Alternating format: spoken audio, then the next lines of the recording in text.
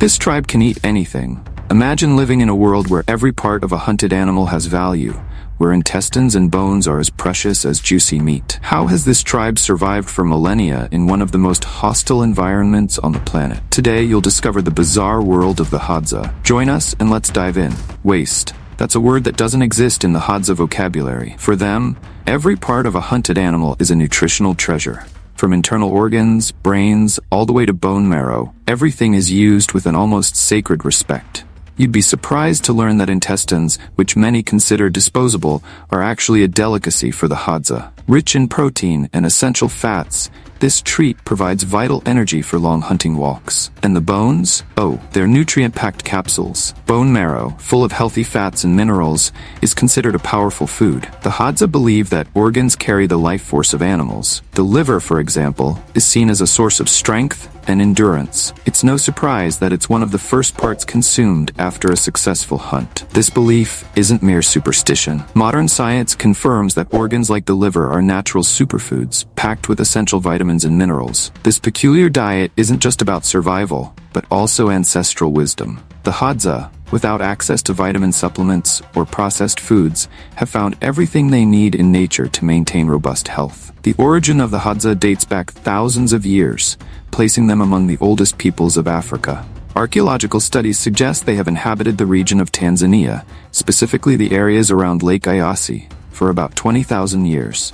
This long history of occupation makes the Hadza one of the last surviving hunter-gatherer groups on the continent. The Hadza are often considered direct descendants of the first modern humans, making them a crucial link in understanding human evolution. The genetics of the Hadza reveal a unique diversity that contributes to research on human migration and adaptation to different environments. Genetic analyses show that although they've interacted with other groups over the centuries, the Hadza have maintained traits that distinguish them as a singular population. Historically, the Hadza's life was shaped by a nomadic lifestyle, characterized by hunting and gathering food.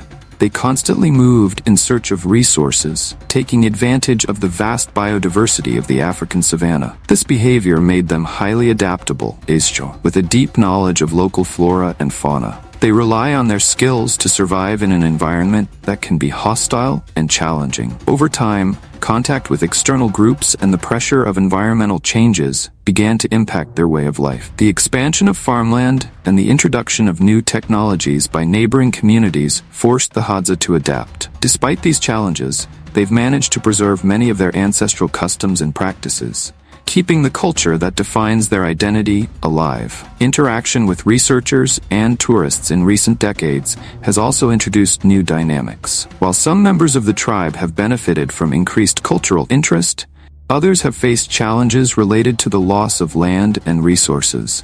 I have a question for you. First, I'd like to tell you that it's possible to keep up with the biggest curiosities of our world every day. But for that, you need to be subscribed to our channel. So have you subscribed yet?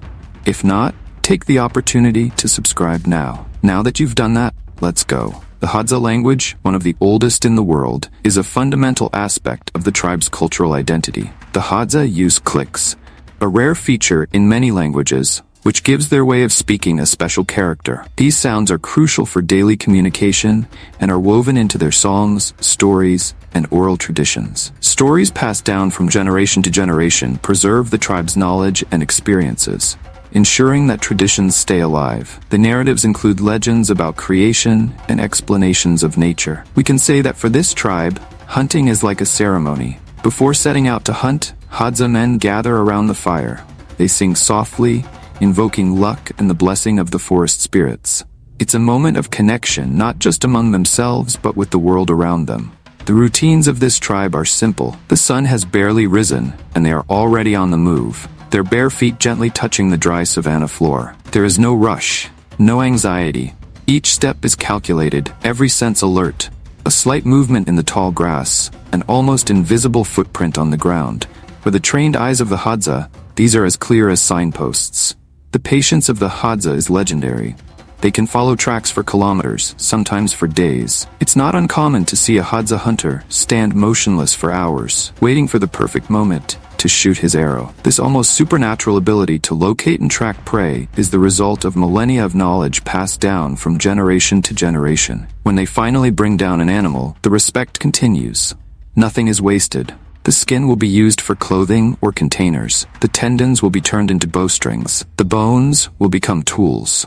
And of course, the meat, the organs, everything will be consumed or shared with the community. The Hadza's hunting tools seem straight out of prehistory, and in many ways they are. Their bows and arrows, which appear simple, are actually masterpieces of primitive engineering, perfected over countless generations. The Hadza bow is a marvel of simplicity and efficiency. Made from local wood, carefully selected and crafted, it is light enough to carry over long distances, but strong enough to launch an arrow with lethal force. The string? Made from animal tendons, braided with a skill that would make a modern craftsman proud. The arrows in turn are small works of art. The Hadza make their arrows with surgical precision, poisoning the tips with deadly plants. The manufacturing process is almost a ritual. The arrow shaft is carefully straightened in the fire. The tip, often made from recycled metal nowadays, is sharpened until it's razor sharp. But the true secret lies in the poison. The Hadza use the sap of certain local plants to create a powerful venom. It's so potent that even a small scratch can bring down a large animal within hours. This knowledge of poisonous plants is zealously guarded and passed from father to son as an invaluable treasure. What makes these tools even more impressive is their continued effectiveness. While the world around them has changed drastically, the Hadza continue to hunt with the same techniques their ancestors used thousands of years ago. The African savanna may seem like a desert to untrained eyes, but for the Hadza, it's a well-stocked pantry. Their knowledge of the local flora is so profound that it turns what appears to be inhospitable into an oasis of resources. Water, the most precious element in the arid environment, is found by the Hadza in unlikely places. They know every hidden water source, every plant that stores liquid in its roots or stems. A certain type of wild melon, for example, is a precious source of water and nutrients during the dry seasons. Plants aren't just food or water for the Hadza, they are also their pharmacy. Every herb, every leaf, every root has a purpose. A bark to relieve stomach pain, a leaf to heal wounds, a root to fight fever. The Hadza's connection to nature goes beyond the utilitarian. They read the landscape as we read a book. The song of a bird is not just a pretty sound. It's a warning of danger or a signal that rain is coming. The position of the sun, the direction of the wind, the behavior of insects, all form a complex system of information that the Hadza interpret instinctively. During droughts, when hunting becomes scarce, they rely on their vast knowledge of edible plants. Deep roots, drought-resistant fruits, even insects, all become potential sources of nutrition. For the Hadza, the real feast begins where many of us would stop. Intestines and bones, often discarded in other cultures, are considered nutritious delicacies. But how do they prepare these seemingly unappetizing parts? The intestines are carefully cleaned and often grilled over the fire. The taste, say the Hadza, is rich and complex. But beyond the flavor, intestines are a valuable source of proteins and essential fats, crucial for sustaining energy during long hunting expeditions. The bones, in turn, are a hidden nutritional treasure. The Hadza break bones to extract the marrow, rich in healthy fats and vital nutrients. This practice isn't just enjoyable for them, but is scientifically proven to be highly nutritious. Bone marrow is rich in omega-3 fatty acids, fat-soluble vitamins, and essential minerals. This diet, rich in fat and vital nutrients, perfectly aligns with the Hadza's physically intense lifestyle. The long walks during hunts, food gathering, and constant physical activity require a highly energetic diet. Researchers from around the world have studied the Hadza, seeking to understand how their ancestral lifestyle might offer insights into modern health problems. One of the most fascinating findings comes from studying the gut microbiota of the Hadza. Scientists discovered that the Hadza have a much greater diversity of gut bacteria than people in Western societies. This rich microbial diversity is linked to better digestive health and a more robust immune system. The Hadza's diet, with its variety of wild foods and fibers, seems to be the key to this healthy microbiota. While our modern diets, often processed and limited in variety, are associated with various health issues, the Hadza rarely suffer from chronic diseases common in the Western world. Another aspect that intrigues scientists is the cardiovascular health of the Hadza. Despite a diet rich in animal fats, they exhibit low levels of heart disease. This challenges many of our assumptions about diet and heart health, suggesting that their active lifestyle and the unprocessed nature of their food may be crucial factors. Although the Hadza maintain many of their ancestral traditions, their way of life is not static. Over the years, environmental changes and external influences have impacted their hunting and gathering practices. The environment around the Hadza is changing. Some animal species that were once abundant are now rare, while new species have been introduced. This has forced the Hadza to adapt their hunting techniques and expand their diet. For instance, with the introduction of modern beehives by nearby beekeepers, honey, a traditional staple food for the Hadza, has become more accessible but has also altered how they interact with wild bees. Pressure on their traditional lands has also led to changes. With less space to hunt, some Hadza have started incorporating cultivated foods into their diet, though they still prefer their traditional foods whenever possible. Did you know that Hadza women play an essential role in the tribe's survival? While hunting is often associated with men, women's contributions are equally vital and diverse. Women are the primary food gatherers, roaming the savanna in search of roots, fruits, and nuts. They know every plant and its nutritional value, using this ancestral knowledge to select what to bring back home. Gathering is not just a job.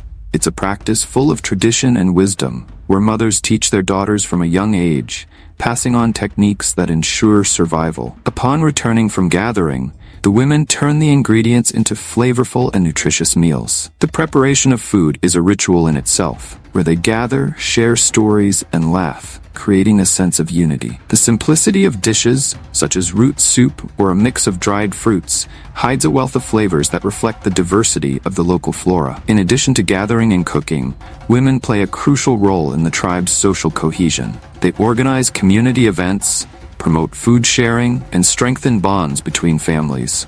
This support network is essential for survival in a harsh environment, where collaboration is key to overcoming challenges. Hadza children are also important for the transmission of traditions and essential skills for the tribe's survival. From an early age, they are introduced to daily practices, observing and actively participating in family activities. This immersion begins with simple tasks, such as gathering fruits and roots, allowing the children to become familiar with the available foods in the region. Learning hunting skills is gradual. Boys in particular begin practicing with mini bows and arrows, developing coordination and accuracy. By accompanying the adults on hunts, they absorb techniques, strategies, and the necessary respect for nature. This practice is essential, as the children learn not only to hunt, but also to understand animal behavior and the importance of silence and patience. Girls, on the other hand, are instructed in gathering skills and food preparation. They learn to identify edible plants and techniques to extract nutrients from them. Additionally, they are taught to make utensils and tools such as baskets and containers, essential for everyday life. Now I have a special invitation for you. Do you see this video appearing on the screen? Well, I've selected it just for you to watch. So go ahead and check it out right now. And don't forget to subscribe to our channel to discover the greatest curiosities of our world. Well, that's all for today, and see you next time, Curious One.